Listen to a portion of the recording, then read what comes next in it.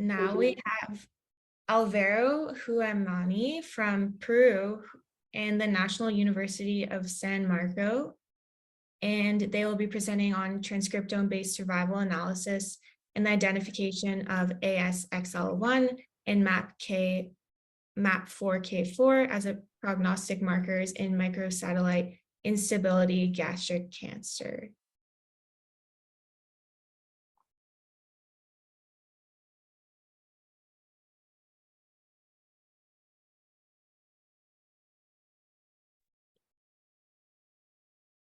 Yes, good morning, everybody. Can you see the screen? Yes, we can see your screen. You can go ahead. Okay, thank you. Okay, good morning, everybody. My name is Alvaro. Thanks, Isabel. I'm the last year medical technology student. I'm studying at National University of San Marcos in Peru. And I want to say thank you to Beyond Science Initiative to give me this little space to show you our research.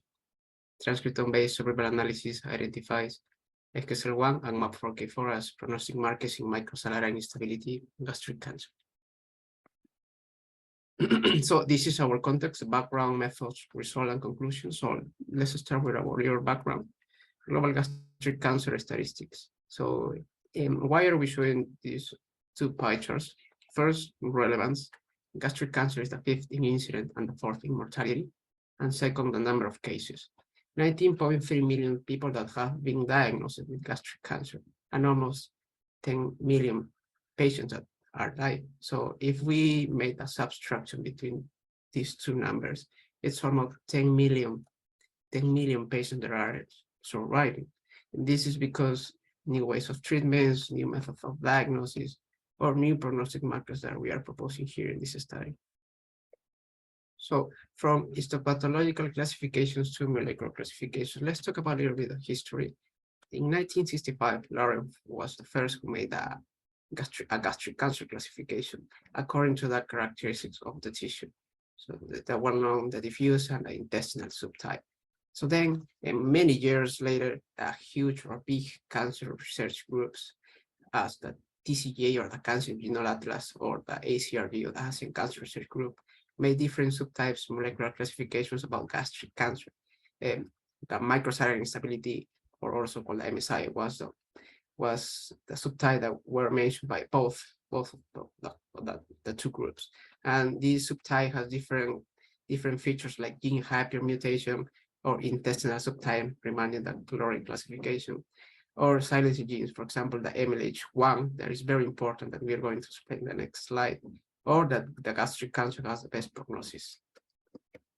So it's time to explain what is a microsatellite, the definition, what are the genes that are involved, and how it's related with cancer. So a microsatellite, what is a microsatellite? Microsatellite is also called a short tandem repeat, and it's a repeated sequence of 1 to 6 nucleotides, and this sequence is repeated throughout the whole genome. In this part, we see a normal DNA replication that nothing happened here. So like here in this right part, we see a defect on our DNA replication. The most common issue is the change in length, as we see here. But what happened with this situation occur? Well, let me introduce to the mismatch repair genes or the mismatch repair system, or also called the MMR genes. These genes spring into action, and these genes consist in 4 genes that are expressing 4 proteins.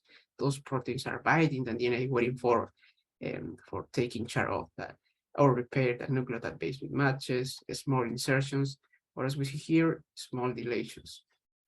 So once we know what is the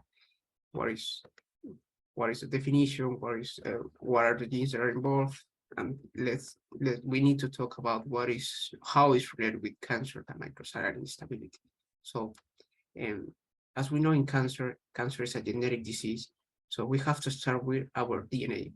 Let's make an example. Let's suppose that we have a cell here in this flow diagram, a gastric cell, a healthy gastric cell, and this cell has a defect in our DNA, in our mismatch repair genes or the MMR genes. So our cell escape or avoid this process of fixing.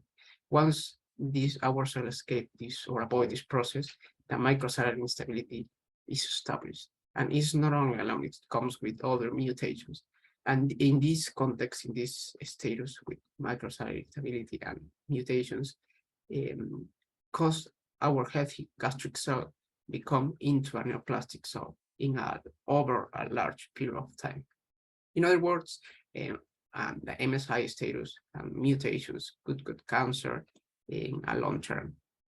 So now moving on to the next part, we need to discuss about the survival on gastric cancer, specifically in the microsatellite instability gastric cancer.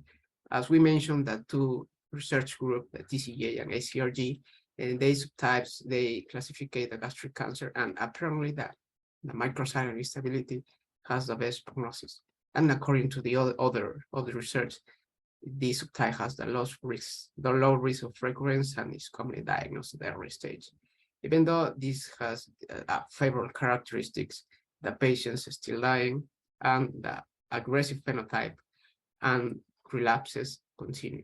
So that's why we aim to identify genes whose expression profile is consistently associated with overall survival into cohorts of adult patients with microsatellite instability gastric cancer.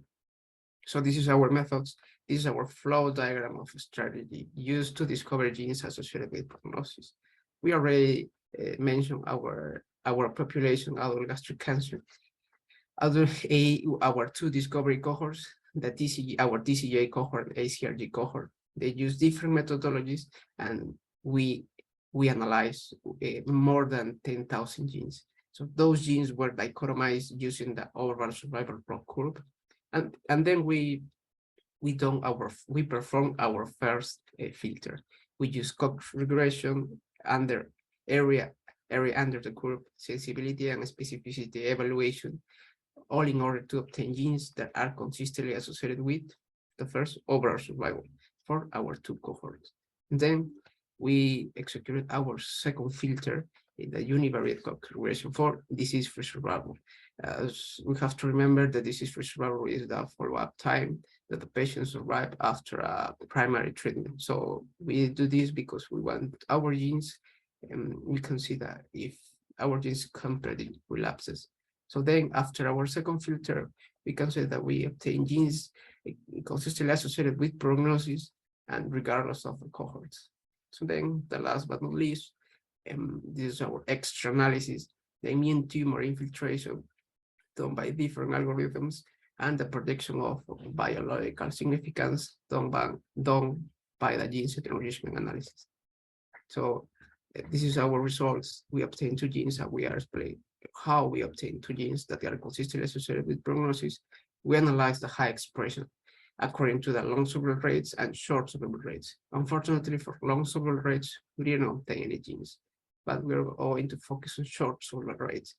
As I mentioned, we performed our first filter and we obtained 123 genes, but after that, when we performed our second filter, we obtained two genes, and ASXL1 and MAP4K4.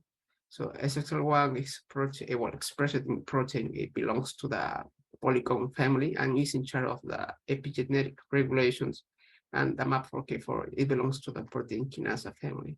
And it fulfills different functions like migration, proliferation, hot cell adhesion.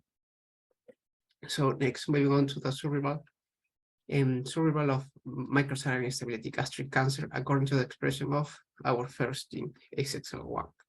Well, as we see, this part is survival plots, ASXL1 gene, that our two different cohorts, and in this part, we see is the overall survival and the disease-free survival. We see in the green bars are represented for the patients who has the low expression, and in the red bar, the patients who has the high expression. And as we see the percentage in our p-value, there is a difference. So we can say that the patient who has a high expression has a shorter survival rate compared to the patient who has low expression. This is say for disease-free survival and overall survival. Same case for our second gene, MAP4K4. Different cohorts, overall survival here, and disease-free survival. And there is a significant result and the difference in percentage for the difference of low expression and high expression. And this is our overall survival Cox regression analysis for our two genes. We perform this Cox regression because we want to see if our our variable, like ASXL1 high expression, could predict prognosis independently of other possible co-founders like tumor stage, Loring category, or primary tumor state. And if we see upper hazard ratios and p-value in univariate and multivariate configuration, it remains still significant, the p-value. So we can say that that high expression of ASXL1 can predict prognosis. Same case for our second gene, MAP4K4 high expression. The univariate and multivariate configuration hazard rate and p-values remain still significant when we confront it with other possible clinical and confounder variables.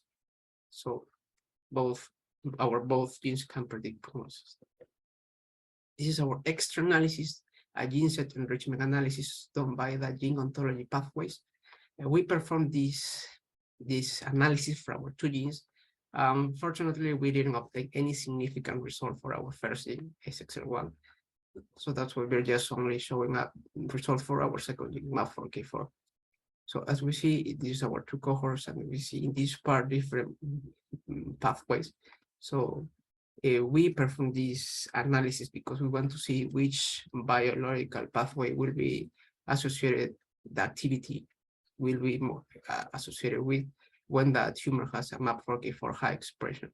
So as we see, even though we see different biological pathways, the mitochondrial respiration is observed in our two cohorts, the TCA cohort and ACRG cohort, mitochondrial respiration.